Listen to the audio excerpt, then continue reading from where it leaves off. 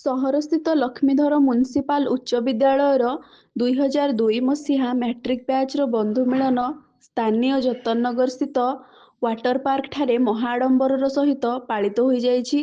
ଏହି ବର୍ଷ 42 ଜଣ ବନ୍ଧୁ ପରିବାର ସହଯୋଗ ଦେଇଥିଲେ ହର୍ଷ ଉଲ୍ଲାସରେ ସହ ଭୋଜି କରିବା ସହ ନୂତନ ବର୍ଷକୁ ସ୍ୱାଗତ କରିଛନ୍ତି।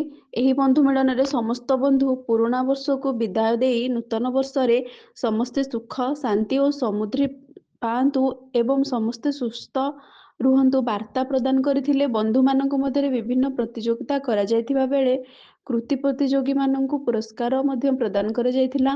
ଏହି ବନ୍ଧୁ ମିଳନକୁ ଶିଲା ସାହୁ, ନିରୁପମା ସାହୁ, ରଶ୍ମିତା ଦାସ, ମମତା ସାହୁ, ଜୟନ୍ତୀ ପରିତା, ପ୍ରଦୀପ କୁମାର ମହାପାତ୍ର, ସମରେନ୍ଦ୍ର ସାହୁ, ଗୋପୀନାଥ ସାହୁ, ପଦ୍ମଲୋଚନ ସାହୁ ଓ ତପନ ସ୍ୱାଇଁ ପ୍ରମୁଖ ସମସ୍ତ କାର୍ଯ୍ୟକୁ ସୁଚାରୁ ରୂପେ ପାଳନ କରିଥିଲେ।